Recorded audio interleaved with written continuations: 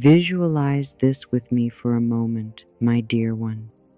Visualize yourself standing at the edge of your world with your hands open, your breathing gentle, your heart receptive, and your whole energy saying, "Yes, I believe something beautiful is on its way." That simple shift, that releasing of your inner grip, that gentle opening in your being is far more powerful than the world has ever taught you. Most of us grew up learning we had to hold everything tightly, control every outcome, predict every detail, guard against every loss. We were taught to brace, to push, to force, to fight. But life was never designed to be wrestled with. Life was designed to be partnered with. And when you loosen your grip, when you relax your jaw, when you soften your shoulders, when you breathe deeply into the truth that you do not need to control anything to be safe, you enter a new reality, a reality where life can finally flow toward you instead of being blocked by you. You see, we don't suffer because life is unkind. We suffer because we tighten around life. We fear what might happen next, so we try to control it. We fear losing what we have, so we cling to it. We fear being disappointed, so we assume the worst. And all that fear becomes a wall that beautiful things cannot pass through.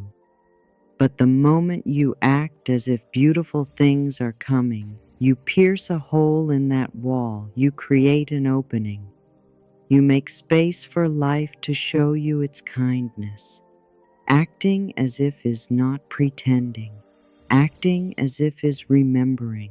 Remembering that there is a version of you who trusts the process. A version of you who doesn't need to know how. A version of you who relaxes into the flow of life instead of resisting it. A version of you who believes that life is always moving you towards something meaningful.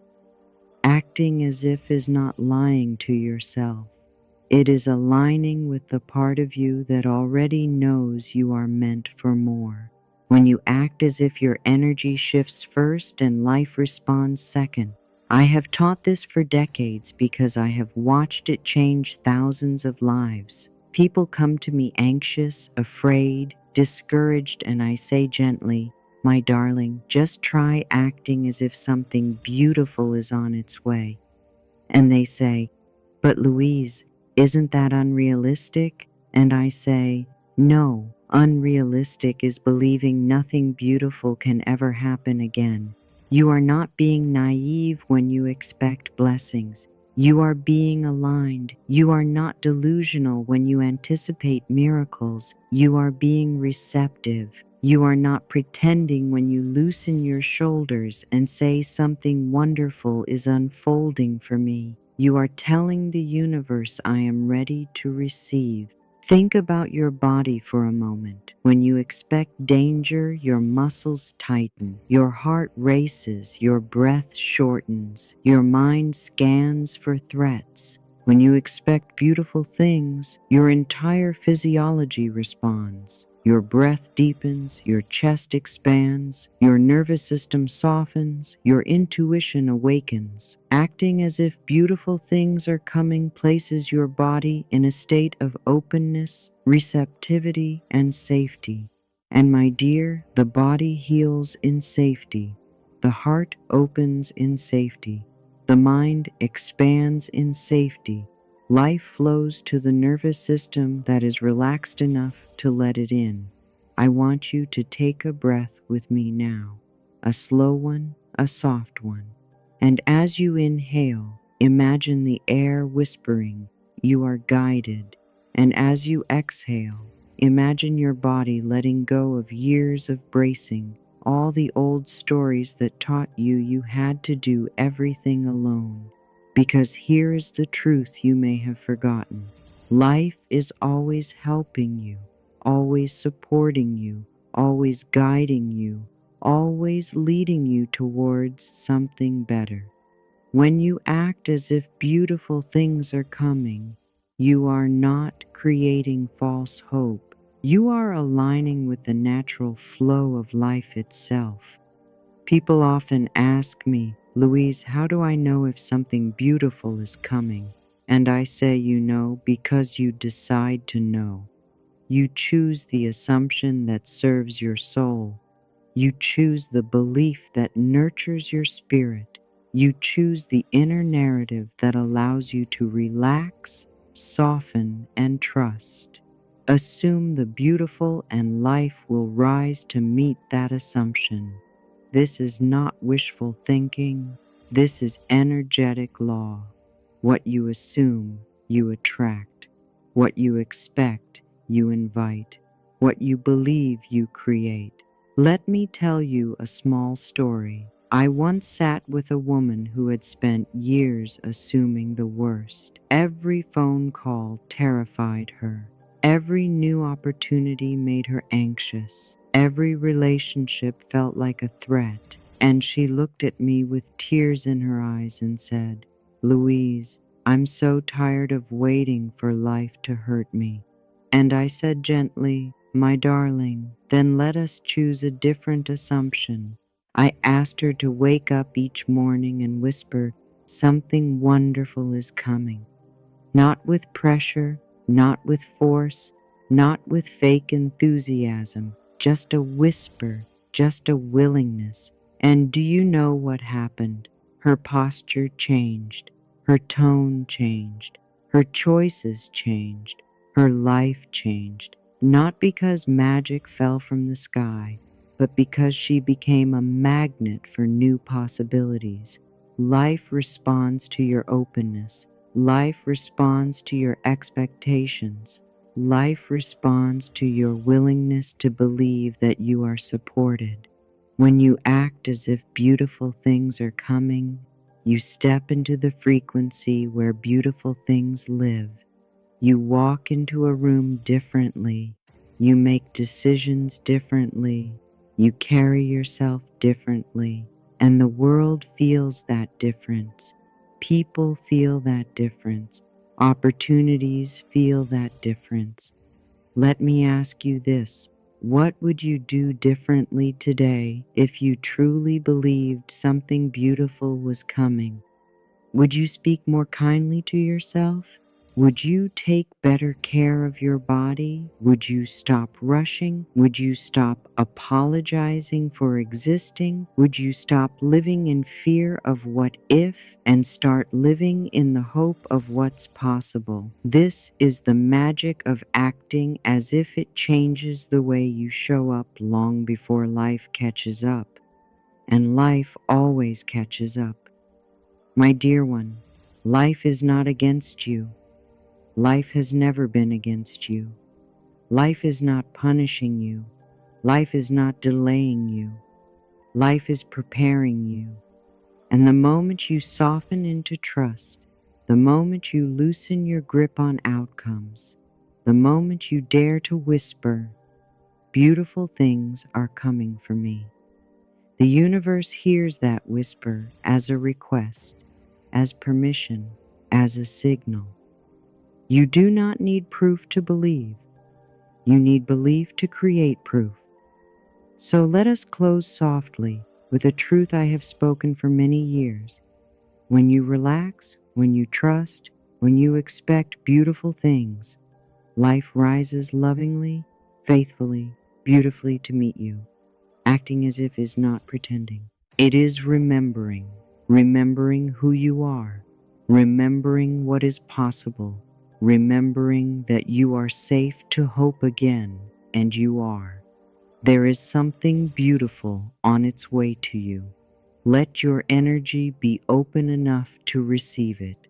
I love to talk about the mind, my dear, because once you understand how your mind works, you stop fearing it and you start shaping it gently, lovingly, deliberately. I have spent my entire life teaching people that the mind is not your enemy. The mind is a tool, a garden, a space of pure creation. But like any garden, it grows what you plant. And like any tool, it repeats what you teach it. The mind believes the story you tell it most often, not the story that is most true, not the story that is most loving, not the story that serves your highest good, simply the one you repeat again and again. The mind doesn't filter, it doesn't argue, it doesn't evaluate, it accepts. That is why I always say, change your thoughts and you change your life. Because when you change the story, you change the lens. When you change the lens, you change your reactions. And when you change your reactions, you change your entire reality. This is why I love teaching people about the inner story, the narrative your brain silently repeats long after you have forgotten when it started. Maybe you learned it when you were 5 and someone told you that you weren't good enough. Maybe you absorbed it from a culture that told you to play small. Maybe you inherited it from parents or grandparents who only knew survival, not thriving. Maybe you created it yourself in a moment of pain when your heart decided this is just how life is. But here is what I want you to understand, my dear one. That story is not truth. That story is not fate. That story is simply a recording your mind has been playing on repeat, and any recording can be changed. You are not locked into the thoughts you have always thought. You are not imprisoned by the beliefs that have held you back. You are not required to carry narratives that were never really yours to begin with. You have power, sacred power, divine power to choose a new story. And when you choose a new story, everything starts to shift around that choice. I have seen people transform their lives overnight simply by deciding to think differently, not by changing their circumstances, not by waiting for a miracle from outside, simply by choosing a gentler, kinder, truer thought. A woman came to me once who was heartbroken because every relationship in her life had ended, and she said to me, "Louise, I must be fundamentally unlovable." And I said gently, "My darling, that is the story your mind is telling you. But what if we chose a different story? What if, instead of 'I am unlovable,' you started saying, 'I am learning to love myself so fully that I attract relationships that mirror that love back to me?'" She stared at me, stunned, and I said, "Just try it. For 1 week. Say that sentence every morning when you wake up." And she did. And you know what happened? She didn't suddenly meet her soulmate. She didn't get a marriage proposal. But something else happened. She stopped tolerating mistreatment. She stopped chasing people who didn't value her. She started setting boundaries. She started choosing herself. And 6 months later, she met someone who loved her exactly as she was. The outside world hadn't changed yet, but her inner world had transformed, and the outer world had no choice but to follow. This is the power of the inner story. It doesn't just change how you feel, it changes what you attract. It changes what you tolerate. It changes who you become. Your mind is listening to you right now. Your mind is absorbing every word you think, every belief you hold, every assumption you make, and your mind is saying yes, yes to all of it. Yes, I will create evidence for whatever you tell me is true. So, if you tell your mind that life is hard, your mind will find proof of that. If you tell your mind that people can't be trusted, your mind will scan for every betrayal. If you tell your mind that nothing ever works out, your mind will filter your reality through that lens and you will only see the failures. But if you tell your mind, I am worthy, your mind will start to notice the proof. If you tell your mind, I am supported, your mind will recognize the signs. If you tell your mind, something beautiful is unfolding for me, your mind will attune to the blessings that were always there, but invisible through your old filter. The mind doesn't create reality. The mind interprets reality, and you get to choose the interpretation. Now, this is not about denying pain. This is not about pretending difficulty doesn't exist. This is not about bypassing real emotions. This is about refusing to let pain be your only story. This is about refusing to let hardship define your identity. This is about honoring your emotions while also choosing thoughts that support your healing. You can acknowledge the struggle and still say, I trust something better is coming. You can feel the fear and still say, I am safe. You can sit with the sadness and still say, I am held. These are not contradictions. These are acts of compassion. These are choices that let you be human and hopeful at the same time. I want you to become aware of the sentences you repeat to yourself silently. The ones you say when you wake up, the ones you say when you look in the mirror, the ones you say when something goes wrong. Are they kind? Are they true? Are they serving the version of you that you are becoming? Or are they echoes of old wounds that no longer fit who you are? Because, my dear, you are not who you were 5 years ago. You are not who you were last year. You are not even who you were yesterday. You are constantly evolving, constantly expanding, constantly becoming. And your inner story needs to evolve with you. So let's practice right now choosing a new sentence. Think of one belief that has been limiting you. Maybe it's, I always fail. Maybe it's, I'm not good enough. Maybe it's, nothing beautiful ever lasts. Now gently set that belief down, not with force, not with judgment. Just set it down like an old coat that doesn't fit anymore. And now choose a new belief, not because you fully believe it yet, but because you're willing to try it on. Maybe it's, I am learning and growing every day. Maybe it's, I am worthy exactly as I am. Maybe it's, beautiful things are safe to stay in my life.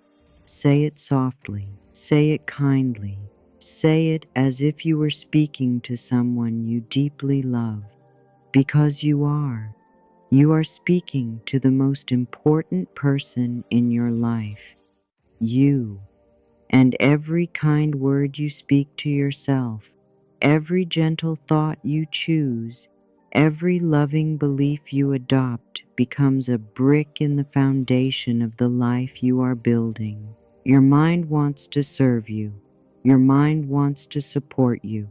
Your mind is waiting for you to give it better instructions. So speak to your mind with love. Speak to your mind with patience.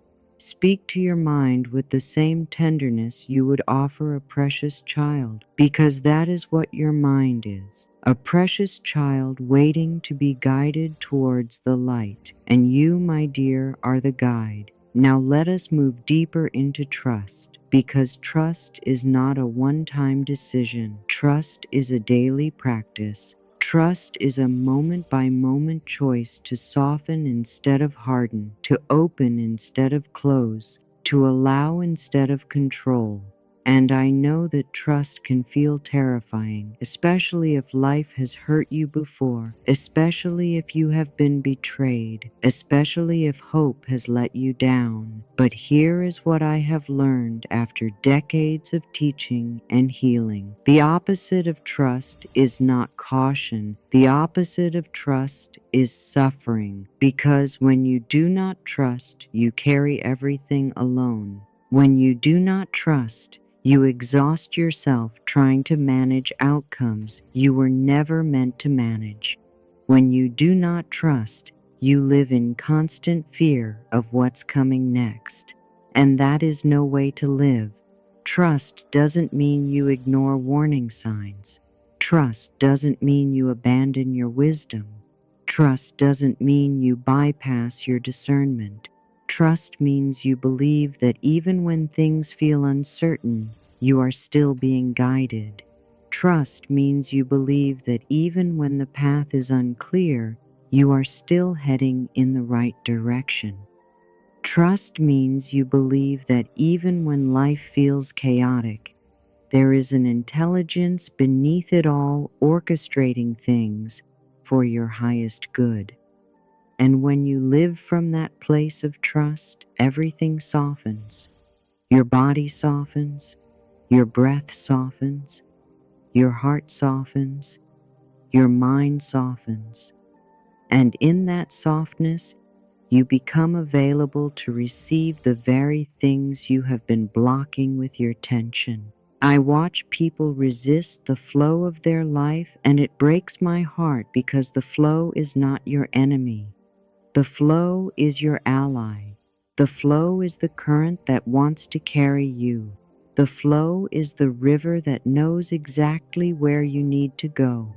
But so many people stand at the edge of the river, afraid to step in, afraid the current will sweep them away, afraid they will lose control, afraid they will drown. And I understand that fear, I do.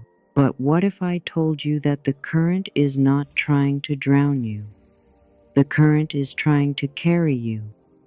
What if I told you that when you step into the river and let go, you discover you were always meant to float?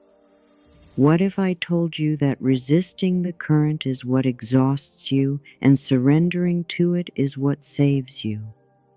This is the paradox of trust. You think surrender makes you weak, but surrender makes you powerful. You think letting go means losing, but letting go means receiving.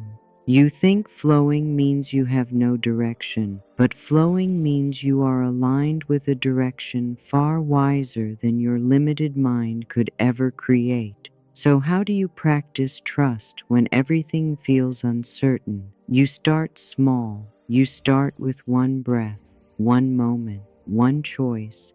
You wake up, and instead of immediately worrying about everything that could go wrong, you whisper, I trust today will unfold beautifully.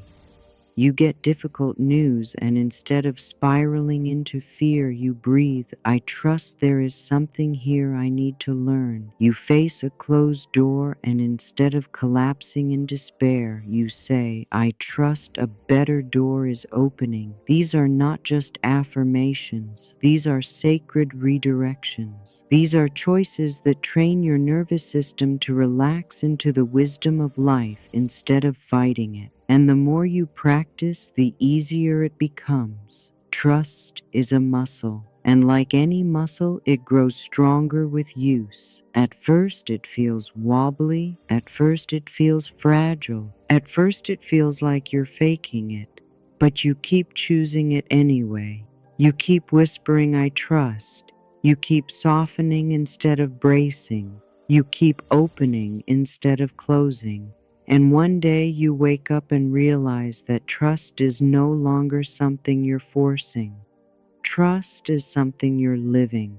Trust is who you have become. And from that place of embodied trust, miracles happen. Not because you earned them, not because you manifested them perfectly, but because you finally became available to receive them. You finally stopped blocking the beauty that was always trying to reach you. You finally aligned with the flow that was always trying to carry you. So trust the timing of your life. Trust the redirections. Trust the closed doors. Trust the waiting periods. Trust the uncertainty. Trust the becoming. Trust that you are exactly where you need to be, learning exactly what you need to learn, receiving exactly what you need to receive. And if you cannot trust fully yet, Trust that you are learning to trust. Trust that your willingness to try is enough. Trust that even your doubt is part of the journey, because it is. Every single part of you, every single emotion, every single fear, every single hope is welcome here. You do not need to be perfect to be loved. You do not need to have everything figured out to be guided. You do not need to be fearless to be held. You simply need to be willing, and you are. I can feel it. I can sense it in the fact that you are here, receiving these words, opening your heart, softening your resistance. That willingness is everything. That willingness is the crack where the light enters. That willingness is the doorway to your transformation. So honor your willingness, celebrate it, let it be enough, because it is. Now let us speak about flow, because flow is the natural state of life. Everything in nature flows. Water flows, air flows, seasons flow, energy flows. And you, my dear, are nature. You are not separate from the trees, the rivers, the wind, the cycles. You are part of it all. And when you flow, you return to your true nature. But what does it mean to flow? It means you stop forcing. It means you stop manipulating. It means you stop demanding that life bend to your will. It means you soften into what is instead of resisting what is. It means you say yes to this present moment even when this moment is uncomfortable, because resistance is suffering, acceptance is peace, and flow lives in the space between effort and surrender. Flow is not passive. Flow is not giving up. Flow is not letting life walk all over you. Flow is active receptivity. Flow is engaged trust. Flow is doing your part and then releasing the outcome.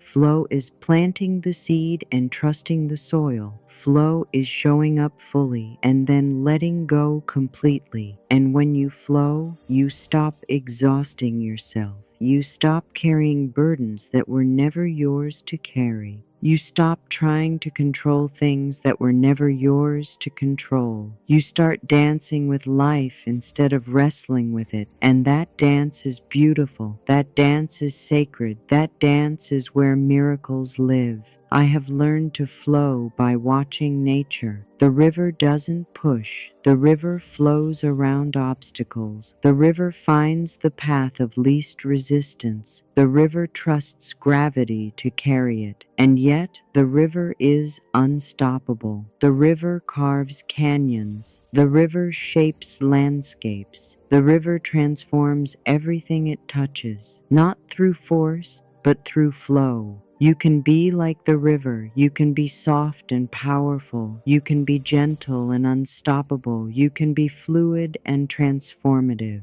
You can flow around obstacles instead of crashing into them. You can trust the current instead of fighting it. You can carve your own path, not through aggression, but through persistence and trust. So when life feels hard, ask yourself, am I flowing or am I forcing? Am I trusting or am I controlling? Am I allowing or am I resisting? And if you find yourself forcing, controlling, resisting, pause, breathe, soften, and choose flow. Choose to trust that life knows what it's doing. Choose to believe that the obstacle is here for a reason. Choose to relax into the timing even when the timing frustrates you, because timing is everything and life has perfect timing, always. You may not see it yet. You may not understand it yet. You may not like it yet. But one day you will look back and see how every delay was protection, how every closed door led to a better door, how every disappointment redirected you to your true path. And you will say, thank you. Thank you for not giving me what I thought I wanted. Thank you for giving me what I truly needed. Thank you for the timing I resisted that turned out to be perfect. So flow, my dear, flow with the seasons of your life, flow with the cycles of your heart, flow with the rhythm of your breath, flow with the intelligence that is orchestrating your journey. And when you flow, when you trust, when you soften, when you surrender, a new state, when you trust the flow, a new reality begins to rise around you, not because you forced it, but because you aligned with it. You are safe to trust. You are safe to flow. You are safe to receive.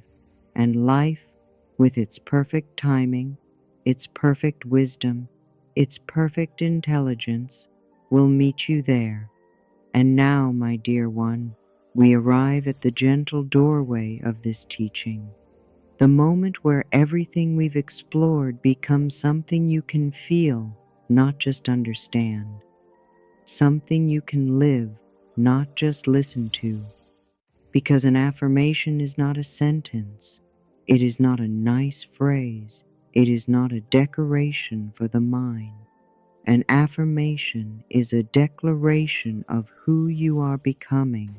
An affirmation is an agreement you make with life. An affirmation is a permission slip you sign with your own soul. And today I want to guide you into the energetic space where these words become your new inner home. You have listened, you have softened, you have opened. And now I want you to feel the shift happening inside you, not forced, not dramatic, not pressured, simply present, simply true, simply yours.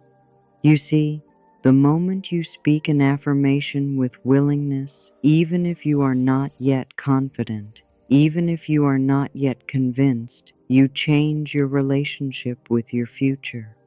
You say to life, I am ready. You say to your mind, we are choosing differently now. You say to your heart, you can breathe again. You say to the universe, show me what's possible. And the universe always responds. Always. Maybe not instantly. Maybe not the way you expect. Maybe not in the form you imagined. But it responds in the perfect timing, in the perfect sequence, in the perfect arrangement for your highest good. So take a breath with me now, a slow, soft, kind breath.